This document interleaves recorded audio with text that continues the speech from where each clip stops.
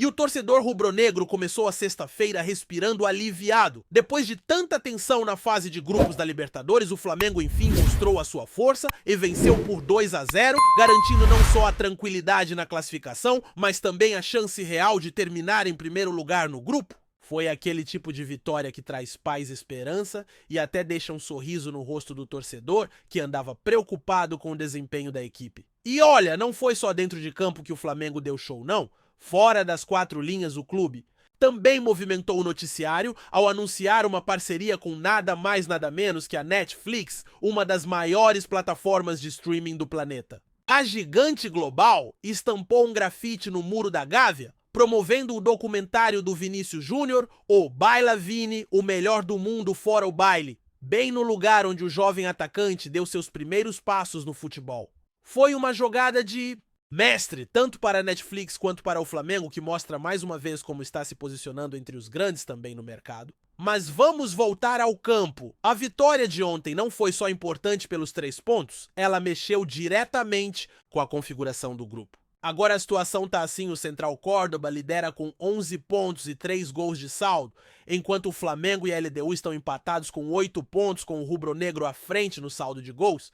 Isso significa que se o Flamengo vencer o Deportivo, Táchira na próxima rodada, algo que, convenhamos, é bastante provável considerando que os venezuelanos ainda não somaram nenhum ponto, o Mengão vai a 11 pontos e, dependendo do saldo de gols, pode assumir a liderança do grupo. A matemática é simples, uma vitória por 1-0 coloca o Flamengo com o mesmo saldo do Central Córdoba. Aí entra o resultado do jogo entre LDU e Central Córdoba, que será disputado na altitude de Quito. Se a LDU vencer por 1-0, por exemplo, o cenário fica ainda mais favorável para o Flamengo. E tem mais, é possível sim que os 3 times terminem empatados com 11 pontos, o que levaria a disputa para os critérios de desempate. O que importa é que agora o Flamengo depende apenas de si para avançar e até terminar na liderança.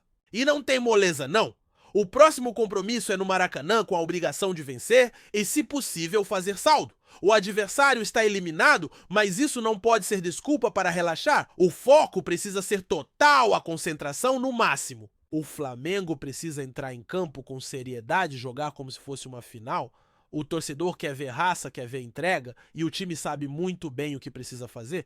Agora, falando sobre um assunto que deu o que falar ontem, a ausência do Pedro no time titular, quando saiu a escalação foi aquele burburinho. Muita gente questionando por que o artilheiro não começou jogando, mas o técnico Felipe Luiz foi claro na coletiva: o Pedro ainda não está no mesmo nível físico dos companheiros. Segundo ele, o atacante está em processo de recuperação depois de tanto tempo parado e ainda precisa de mais ritmo e de intensidade para estar pronto para jogar os 90 minutos. Felipe foi direto ao ponto. Eu sou o primeiro que quer escalar o Pedro, mas ele precisa estar pronto fisicamente. É aquela velha história sem pressa, mas com foco total na recuperação do jogador, que todo mundo sabe o quanto pode ser decisivo.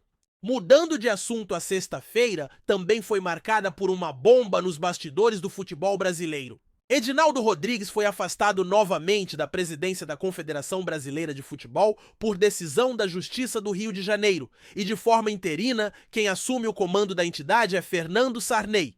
A situação ainda está em aberto, já que Edinaldo entrou com recurso no Superior Tribunal de Justiça para tentar reverter a decisão, mas por enquanto é Fernando quem está no comando.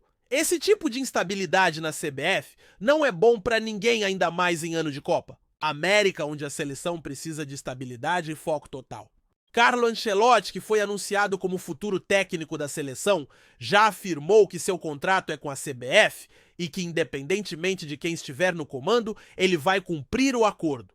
Mas claro, essa mudança no alto escalão deixa tudo mais incerto e pode impactar até mesmo o planejamento a longo prazo. Enquanto isso, no Ninho do Urubu, nada de folga. O elenco já se reapresentou e segue se preparando para o próximo clássico contra o Botafogo no domingo. E olha, o time vai ter problemas, viu? Vários jogadores estão fora, como Gerson de la Cruz, Alan Eric Pulgar, e ainda tem a dúvida sobre Bruno Henrique, que saiu do último jogo com um gelo no joelho direito.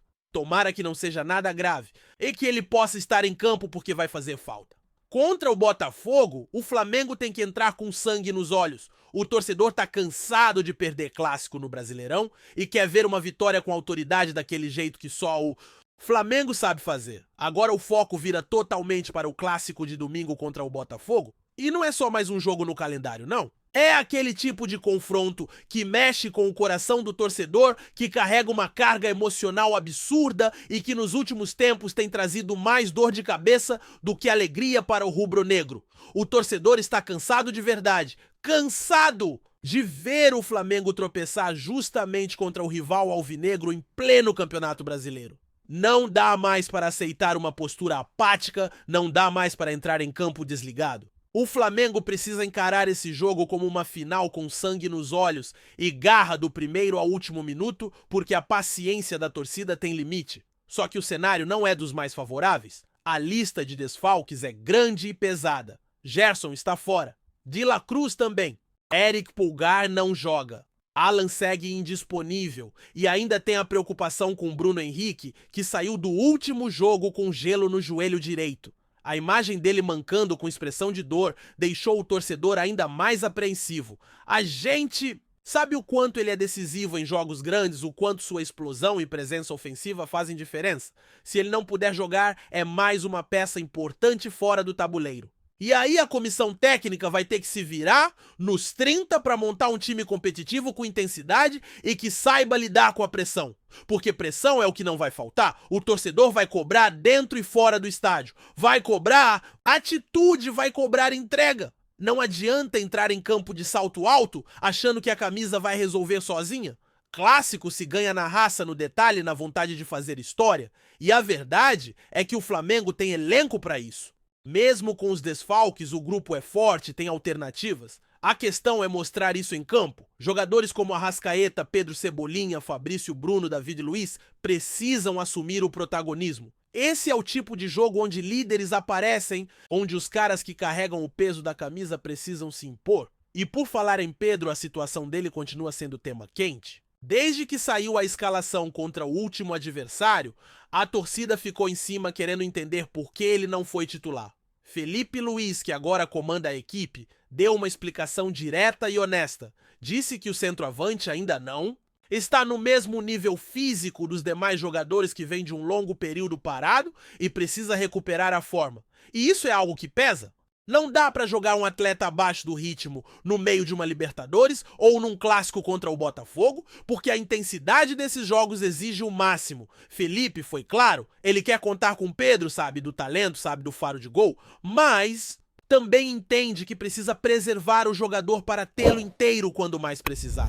Essa fala do Felipe mostra um amadurecimento interessante, uma visão de jogo e de grupo que vai além do imediatismo. Ele está pensando no todo no coletivo. No planejamento. Está tentando encontrar equilíbrio entre resultado e construção, entre pressão externa e gestão interna. E isso para um técnico tão jovem, que até pouco tempo estava dentro de campo como jogador, é algo muito positivo. Felipe sabe o que é vestiário, sabe como é lidar com vaidade, com lesão, com torcida pegando no pé, e está conseguindo se comunicar bem, algo essencial para manter o ambiente sob controle, especialmente num clube como o Flamengo, onde a temperatura sempre está acima da média. E enquanto o time se prepara para esse confronto decisivo, o extracampo também está em ebulição.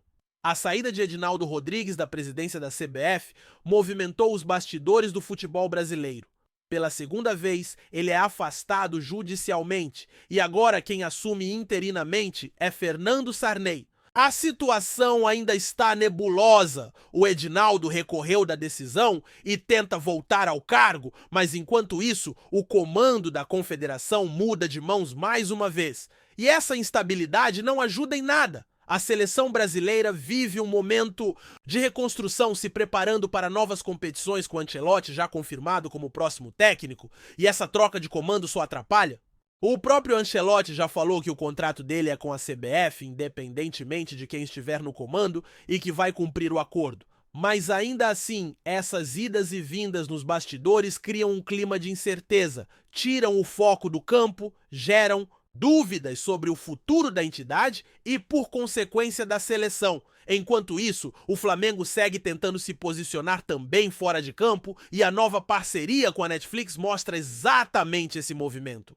A escolha da Gávea como cenário para o lançamento da série documental Bailavini não foi por acaso. Aquele muro grafitado com a frase "O melhor do mundo for o baile" é simbólico. É um retorno às raízes, um reconhecimento de onde tudo começou para Vinícius Júnior. E a Netflix, gigante mundial, enxergou nisso uma oportunidade de conectar passado, presente e futuro. Para o Flamengo é mais do que publicidade, é posicionamento. É estar ao lado de marcas globais que agregam valor, que elevam o patamar do clube em termos de imagem, marketing e influência cultural. É o tipo de parceria que projeta o Flamengo para o mundo, que mostra que o clube está atento às tendências e disposto a expandir suas fronteiras. E isso deve ser só o começo. Quando se estabelece esse tipo de conexão com empresas do porte da Netflix, outras portas se abrem naturalmente. A marca Flamengo passa a circular em novos espaços, atinge novos públicos. É importante entender que o futebol hoje vai além das 4 linhas. É entretenimento, é conteúdo, é narrativa. E o Flamengo tem muitas histórias para contar. Desde as glórias do passado, os ídolos que marcaram época, até os jovens talentos que despontam com força. Tudo isso pode ser explorado e desenvolvido, transformado em ativos que geram valor. Essa parceria com a Netflix é um passo enorme nesse caminho. Mas enquanto as câmeras registram e os contratos são assinados, o que realmente importa, o que mexe com o coração do torcedor, continua sendo o que acontece dentro de campo. E nesse domingo, o palco será o Maracanã. A torcida vai comparecer, vai empurrar, vai cobrar. O adversário é forte, vem confiante e vai querer complicar a vida do Flamengo. Mas é nesses jogos que a história se constrói, é nesses momentos que se separa o time que quer ser campeão daquele que apenas participa. O Flamengo precisa mostrar sua identidade, sua alma vencedora, seu DNA de luta. Precisa jogar com intensidade, com inteligência e, acima de tudo, com paixão. Porque o torcedor pode até entender uma derrota, mas nunca vai aceitar um time apático, um time que não corre, que não se entrega. O Flamengo tem todas as condições de virar a chave, de reencontrar o caminho das vitórias nos clássicos, de se afirmar de vez como um dos favoritos ao título do Brasileirão. Mas precisa dar o primeiro passo, precisa mostrar para si mesmo que é capaz. E esse domingo pode ser o ponto de virada. Que o espírito da Libertadores, com a vitória importante e a chance real de liderar o grupo, sirva de combustível. Que os jogadores entrem em campo lembrando da pressão das críticas, mas também do apoio que recebem. Que entendam a responsabilidade de vestir esse manto e o que ele representa. Porque quando o Flamengo joga com alma, com garra, com alegria, é praticamente imbatível. E é exatamente isso que o torcedor espera ver nesse clássico. Tá curtindo o vídeo? Então deixa aquele like maroto, comenta aí o que tu tá achando e compartilha com os parceiros de arquibancada. Bora fortalecer o Central. Rubro-negro, rapaziada. O mercado da bola no futebol brasileiro agita-se com a chegada de Everton Ribeiro ao Flamengo após sua passagem pelo Bahia. O experiente meia-atacante chega ao clube carioca para assinar um contrato de 3 anos, reforçando ainda mais o elenco. Rubro-negro, que busca manter a hegemonia nacional e se destacar nas competições continentais. Everton Ribeiro, conhecido por sua habilidade, visão de jogo e capacidade de decidir partidas, traz consigo um currículo sólido, com títulos importantes e atuações memoráveis em clubes de grande expressão no Brasil. Sua trajetória inclui temporadas de sucesso que o consolidaram como um dos principais jogadores de meio-campo do país. O Flamengo, tradicionalmente forte no mercado de transferências, vê em Everton Ribeiro uma peça fundamental para renovar e qualificar seu plantel. A diretoria carioca trabalha para construir uma equipe competitiva e equilibrada, capaz de enfrentar os desafios do Campeonato Brasileiro, da Copa do Brasil e da Copa Libertadores. Com a chegada do jogador, o time ganha uma alternativa ofensiva que pode atuar tanto como armador quanto como um atacante mais móvel, agregando criatividade e experiência ao setor ofensivo. Everton Ribeiro desembarca com expectativas elevadas, tanto da torcida quanto da comissão técnica. Sua habilidade com a bola nos pés, aliada à inteligência tática, pode ser um diferencial para o Flamengo em jogos decisivos. Além disso, sua experiência em clubes de ponta faz com que ele seja visto como um líder dentro de campo, capaz de influenciar positivamente o grupo e auxiliar no desenvolvimento dos jogadores mais jovens. O atleta chega motivado para mostrar seu valor e contribuir para a conquista de títulos, assumindo um papel de destaque em um clube